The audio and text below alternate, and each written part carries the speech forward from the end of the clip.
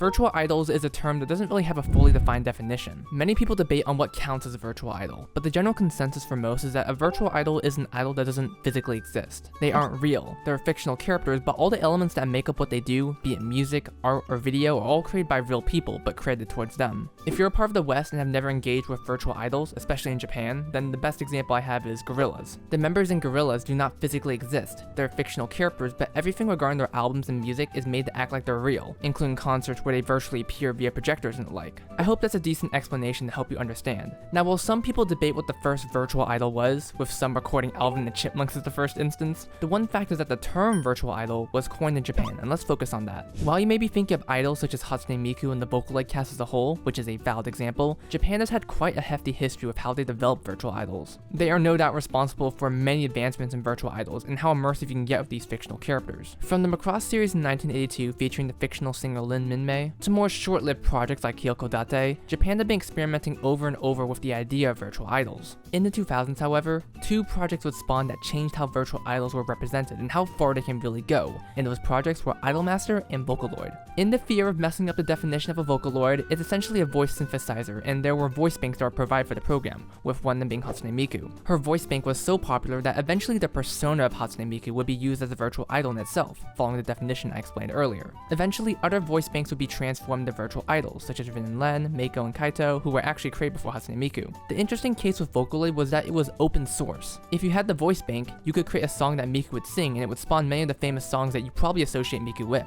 In a way, Miku and Vocaloid as a virtual idol was one that was handled by the community, and this is where we can transition into Idolmaster, which handles things a little differently. Idolmaster is old, like early 2000s old, but anyway. Idolmaster originally started as an arcade training game where you train idols to be good at being idols. That is the worst explanation I've ever given, but revolves around training them physically, creating their schedules, managing their auditions, etc. I'm not too interested in the games though, because the one aspect that really matters here is the real life implementation that occurred with Idolmaster. Now, I'm not sure if it was the first of its kind, but Idolmaster had virtual idols that would be portrayed by their actual voice actors. But the voice actors themselves would act as the actual characters, and this would include the actual training to be an idol. The physical movement, the high notes, all of these would be aspects that the actors or seiyus would learn. Looking at these is surreal, by the way. It's so ancient. Oh my god, that date. I was like 2 years old when this was happening. But this level of having both real life and virtual idols meshed together was a unique aspect, and they pushed it heavily. The series was a multimedia franchise after all. They had the games, but they also had real life albums, closing the line between virtual idols and real idols. The seiyus who play the idols are acting as the idols, they're doing the training as the idols, and they perform as the idols. Strange, isn't it? Groups like Morning Musume and AKB48 existed around this time, so the concept of idols dancing and the like wasn't new at all. But this virtual idol integration was something. And in 2010, a little company named Sunrise decided to take their own shot at creating virtual idols. And allegedly using elements from Idolmaster, they created a series that allegedly overshadowed Idolmaster in a lot of ways. Now, what was this series? Well, it's a little something called...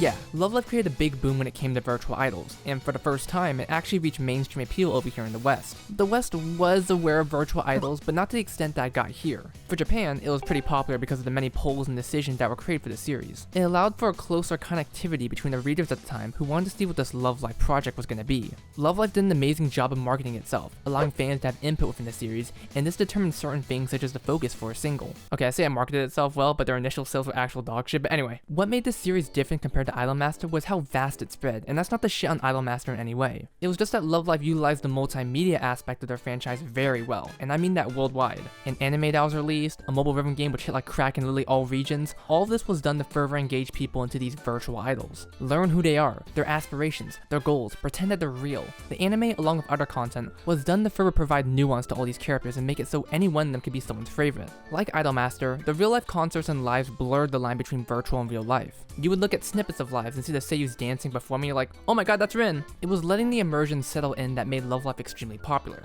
I think. It took what others did and did it better in massive quotation marks there, because I know someone's gonna be upset at that. I really gotta focus on the anime though, because it was such a large part in establishing these virtual idols for viewers to be attached to. The anime was amazing on its own, but it was also a form of advertisement for the rest of the Love Live series. An insert song here, we'll make sure to buy the single that comes out a few weeks after the episode. It was sneaky, but it was smart. a perfect balance between advertising and also making a genuinely good series. While Love Live would continue to do virtual idols, along with having one that suffered from many challenges that I've detailed more here, the evolution of virtual idols would begin to grow in the 2010s as a whole, including both before and after Love Live's big boom. Now we have to make a few distinctions right now with the terms I'm going to be using. While I'm using the term virtual idols as a way to reference dancing and singing idols and such, the term sort of blends in with virtual celebrities, or icons. With that definition in mind, you could accurately say Annoying Orange counts as a virtual idol, and that makes sense. They're not what people usually think of, but they do count technically. Some examples you may think of when it comes to virtual idols in the 2010s are stuff like KDA, which is a virtual idol band featuring League of Legends characters. It's all made to act like they're real people getting their own music videos and such. There was one subgenre of virtual idols that started spawning around this time though, and wouldn't make a big hit until the 2010s, and that was virtual content creators, or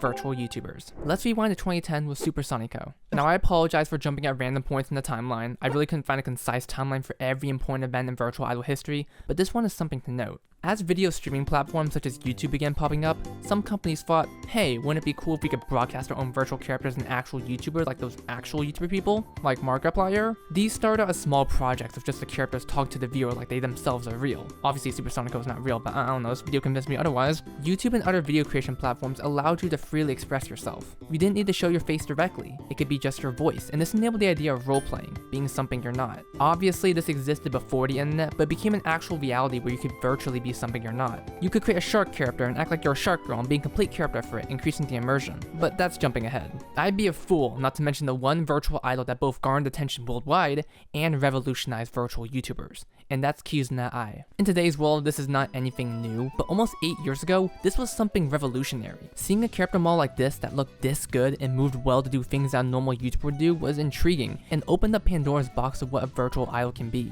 Her whole gimmick regarding her character was that she was an AI, and obviously we know it's Cat because the whole company worked in the motion capture and voiceover, but back then it was something people were fully immersed in. Correct me if I'm wrong, but this is where the term VTuber was fully established by the general public. Virtual YouTuber. A YouTuber who was not real. They are a fictional character presented as real in the medium that they are in, which is YouTube and other social media platforms. More VTubers would slowly start popping up until the big boom of 2020, where VTubers were at their highest. I remember when Goa first popped up and how she instantly had everyone's attention. VTubers took full advantage of the virtual aspect, creating characters with their full extensive lore that fans could dive deep into. Not saying that they didn't exist before, but they were abundant now. It created a level of immersion that was unique to the medium of content creation, and admittedly it's a bit hard to document. In the coming years, VTubing would become more readily accessible to the public, with free tools and programs being released around the internet. The indie scene of VTubing is something that I can't go too in depth, as more techniques and tools are popping up even as I'm writing this video, so maybe I could talk about it another time. Going back to virtual idols in the general sense, like outside of YouTube and such, it was still thriving. Idolmaster was still around, we had stuff like Bandori, and we also had new groups such as Project Sekai and D4DJ, which all still maintained the virtual idols plus the real life aspect of blurring it together to create immersion. But as tools became more powerful, the use of the real life aspect slowly started to, not to say become unnecessary, but there was another method of enhancing the immersion. While we had stuff like holograms such as with Hatsune Miku, those were pre-recorded performances and like. But with the new tools available, live motion capture was easier to obtain and more easier to maintain / produced, since live capturing takes up a ton of resources. This has been used to create fully virtual live concerts that are fully live with every element being live checked like an actual concert. It's impressive technology-wise, and really shows how powerful it's become in such a short amount of time. The fact you're able to become who you want to be and have the tools to express that is amazing, and you can use that to immerse the viewer even more. But what if you wanted the immersion to be as authentically real as it could be? I know shark girls don't actually exist, as sad as it is to say. Staying within the realms of reality, how far could you push the immersion of virtual characters / idols? An ARG maybe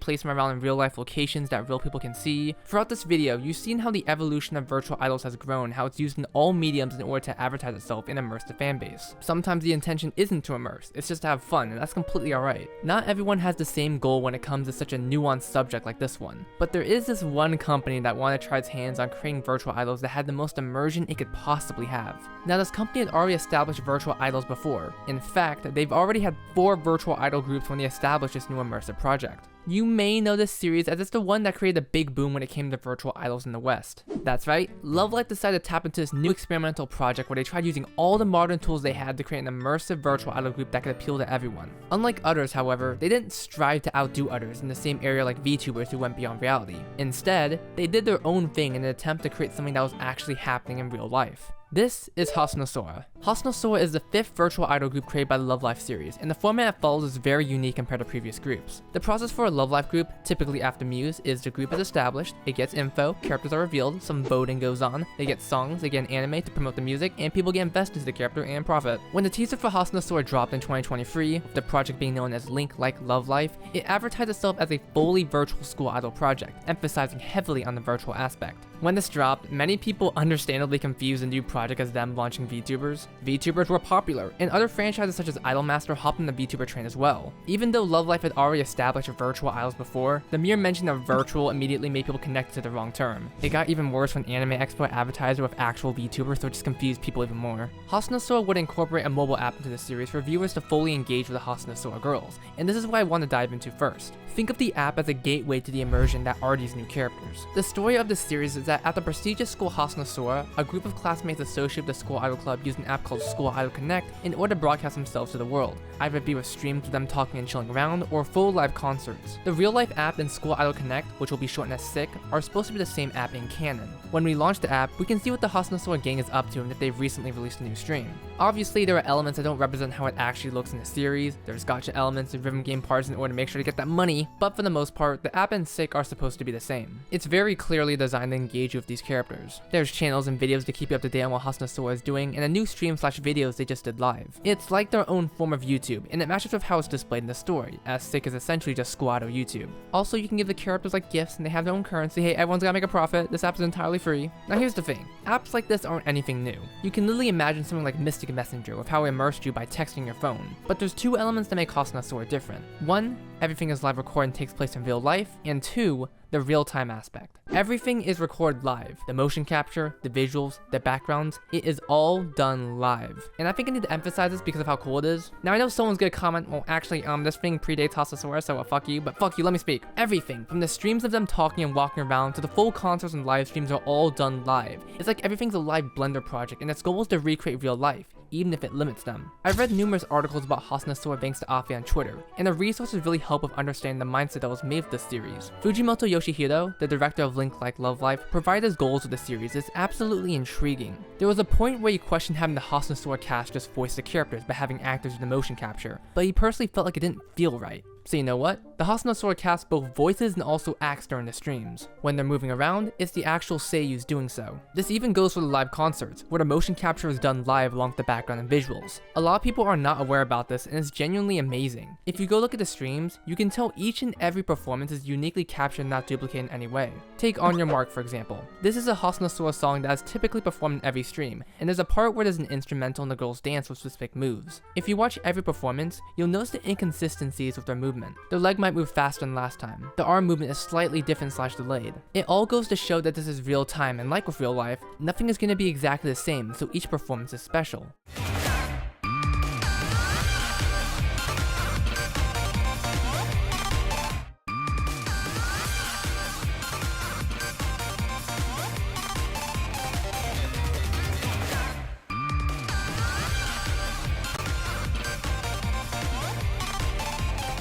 This also goes for the voices during each of their lives, and they do admittedly let the raw vocals shine even if it does sometimes show the human side of singing. Don't take that the wrong way, there's always going to be imperfections. I love the fact that it's kept in a really immersive viewer. They perform these songs so many times, but each one is slightly different. You can also tell it's live because of the raw vocals with the music and isn't fully mixed.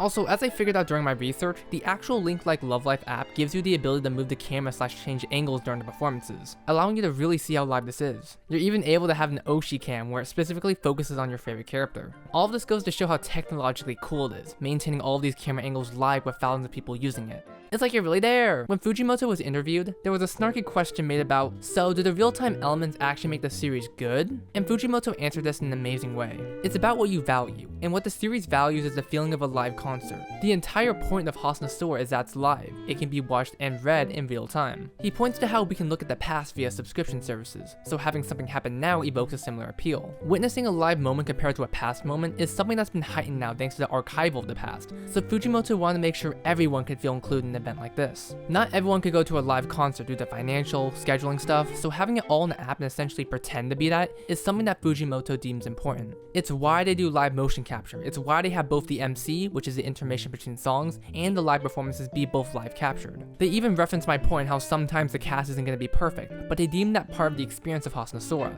It feels real, it feels special, it feels like you're witnessing a live moment because you are. It's just visualizing a new medium that's accessible to everyone. If anyone here is an Aqua fan, do you remember their first live concert where Rikako messed up on the piano and cried on stage? Obviously it's an unfortunate thing, but it's also an important moment that showcased the live events that can happen in an unscripted area. I'm gonna paraphrase a point my friend Alex made revolving around the comparison between Hasunosora and Vtubers when it comes to technology. Alex helped a ton with this video, so shouts to him immensely, he knows Hasunosora more than I do. Like I mentioned way earlier, technology has evolved to a point where even small companies are able to do live concerts with their 3D models and full 3D backgrounds, and that's cool. And initially, when it came to talking about what Hasunosora did differently, technology-wise, it wasn't that much different. In fact, it seemed inferior. But what Alex said and also what the interview article said painted a new light in my head. They're not trying to one-up Vtubers or any other similar projects that use the same technology they do. They're doing their own thing. Think of it this way. With virtual technology, you can do stuff you are not able to do in real life. You can have real-time effects that are not possible in real life. You can do camera angles that are not possible in real life. You have limitless potential, and it allows for full creativity with what you want to express beyond the realms of reality. But Hasunosora takes a different approach. Let's see how realistic we can get with the virtual technology we have. Let's see how close we are to emulate the feeling of a real concert, but in the world of virtual reality, one where everyone can experience it. They're two completely different things, and thus have different goals. It's the reason why Hasunosora doesn't have crazy camera angles. It's supposed to represent real cameras that slide around. It's the reason why Hasunosora's backgrounds are simple. They're a school with limited resources, and it's the reason why they don't have extreme effects like fire bursting everywhere. They could have done something like have a cool costume change mid-dance to be super awesome, but that isn't fully realistic unless certain preparations are done. They actually mentioned in the interview that they don't want to do that. The series is purposely limiting itself to be confined within the realms of reality. It's done with purpose, and I love when something is done with purpose even when they realistically don't need to. Think of Cuphead. Why did they hand draw everything? Because they wanted to. It was important to them. Think of A Fox in Space, a fan-made series about the Star Fox series that has hand-drawn animation. And even when the creator switched over to cell-based 3D models, he still draws over it to capture the hand-drawn feel. While this statement isn't true for all cases, art is better when it's constrained. It's like looking at the solar system and realizing how small we are in the universe. But if we begin to constrain our view, limit ourselves until it's just Earth and then us, it allows us to have a clear vision. With art, it's the same thing. When you have limitless potential, you might be overwhelmed with not knowing what to do. But it's by focusing on a certain view/goal that limits you, and also allows you to express your creativity even more. I wanted to talk about the entirety of Hasunosora in this video, but it was too overwhelming. So by limiting myself to only talk about the immersion aspect of the series, it allowed me to focus in on it and make it perfect. These are things that represent our spirit and expression as human beings, and Fujimoto uses that same expression in order to convey the feeling of Link-like love life. Now, was it cheap? Hell no! It's been documented later on in Hasunosora's life that this was expensive to maintain. Now, if you're doing a one-time concert, I mean, yeah, you can use the big gun since it isn't happening every day. But for Hasunosora, the entire point was that it was happening every day. It was expensive to set up the stages, to set up the camera angles that all the viewers could alternate around. For the Love Life competition, they had to rent the largest motion capture studio in Japan to get the live performances because they needed space to perform. I know for us, it looks like they have enough space, but in real life, they are dancing in a large-ass room that is capturing their every motion. It's impressive, but also expensive. Along with that, they're still training the actual actors to dance and perform, so it's so many things that need to be monitored and paid for. They are not allowed to mess up because they only have one chance. The series almost died early on because of some of the members being ill, and since everything is live recorded every time, well, Fujimoto stated that if that illness had been off by a week, Hasunosora would be dead. It really showed the importance of how real this Hasunosora project was. They could have pre-recorded things just in case, but nah, they decided to raw dog it. We got the live technology performance thing said and done, so let's move on to the real-time aspect, which is by far the most immersive part. Hasunosora's timeline follows us as I'm speaking. As each day passes by for us, each day passes by for Hasunosora. As I'm scripting, as I'm recording, as I'm editing, the story of Hasunosora is continuing with videos and streams. The whole mindset of this came from Fujimoto, who uses the comparison of a one-course anime. No matter how much you want to keep watching the anime, after 3 months it's done and gone. You may get news that another season is coming, but you have to wait a year or two before you get it. What Fujimoto instead did was have constant interactions with Hasunosora so that you never have to wait. It also fits into the canon world of Hasunosora, where the cast is using the mobile app to stream and talk to us. I should mention that the only part that isn't immersive about Hasunosora is the story segments. They are completely in third person, and it's just a way for us to learn more about the characters since it's not something they show on camera. It breaks the rules, but unless they're venting their life to us on stream like a Twitch streamer, then I don't know, I'm a let slide. But yeah, that. With this in mind, it does make you feel left out if you join Hasunosora late, which happened to me. Hasunosora is real time. If you miss stuff, you missed it. Looking at an activity log of everything done each month to maintain the immersion of Hasunosora is insane, and it's technically all done in canon. When certain concerts ended, there would be these in-lore newspapers detailing the events of what happened, and it's cute. It both details story events, but also shows comics and pictures of what you probably missed. It's something you'd see in the actual newspaper if you attended Hasunosora. As the series progresses in real time though, we start to see what it really means for the characters that we're currently growing up with. In March 2024, 1 year after Link Like Love Life started and also 1 year after Hasunosora school year started, one of the prominent side characters that was present in the story fully graduated, leaving the story. Along with that, new members were confirmed to be joining Hasunosora as the new school year started, and this told the audience how dedicated they were to the passing of time. If Hasunosora is going to be replicating real life to the max, then it also has to replicate time passing, and that brings up the reality that hits us. In a few years, the cast we know of as Hasunosora currently will graduate and new successors will follow suit. In fact, if you're watching this video when it releases, at the end of March, the third years who we've been with for almost 2 years now are about to graduate from the series, and it's something that's going to happen. It's the one thing I have my respect for with Love Life. If this goes through, this is going to be the first time current members depart while the group still continues in the story. This doesn't count, it's outside of school. Also, this doesn't count as well. It's this dedication to the bit that pushes forth the experience of Hasunosora. There's no exceptions when it comes to the rules of it. It's acting like real life, so it's gonna be real life. Members are gonna graduate, a new era will continue, and it's one of those things they could have made an exception for, but I'm so glad they didn't. If they backtrack on this decision, someone throw an order at me. It's scary, man, and they admit that they were sad about this decision too, but they knew what they signed up for when they decided the series was gonna be in real time. The story hasn't been something I've been talking about, and that's mostly because I want to focus on it in its own video, but I will say this. If anyone here is a Love Life fan, I personally believe it's the best written series by a long shot compared to any other series. It takes full advantage of the real-time aspect to create natural growth in characters that is not simply possible in the anime. There's certain details in the story that also fit the immersion of the series. At a certain point in the story, the app they use gets banned and only allow limited access to it. Because of that event, streams and videos during this time were shortened, and it made the immersion feel super neat.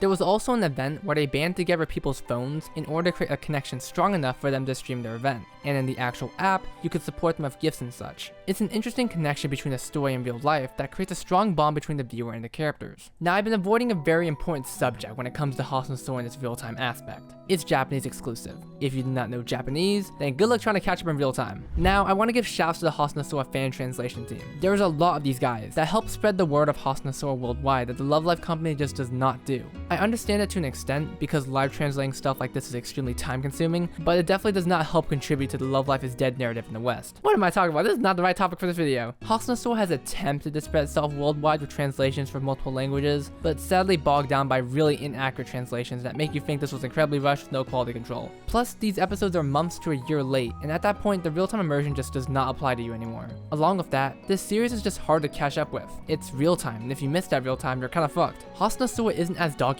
as other Love Life projects, so when it comes to having a guide on what to watch, you really have to go out of your way if you're not Japanese or weren't catching up. I didn't realize until halfway through the series that there were streams connected to the story because the story translations were on YouTube, independent from the actual company since fan translators had to pick up the slack. I appreciate the translations, don't get me wrong, but it's just an issue with Hasunosora as a concept. When it works as intended, it works immensely well. When it doesn't, it just feels like catch-up. I had to ask for help on Twitter navigating through Hasunosora, and I had to go through a pastebin, the random website detailing all the events that happen each month. You don't gotta watch through everything, but it's just one of those quirks when something isn't easily accessible / documented. It's not a big deal though, because Hasunosora does the real-life immersion with newspapers and such, catching you up in small ways in case you haven't been caught up. I didn't know there was another group that was battling Hasunosora, but I saw the newspapers for it, and I was like, oh shit, I guess that's happening. And so I watched it live. You see how immersive that is? Anyway, I hope by watching this video you understand virtual idols, immersion, all that jazz. Obviously, people's goals with virtual idols are different for everyone. Some people want to be out of reality, to see things that aren't possible in real life. Crazy effects with visually stunning characters that simply aren't possible or safe.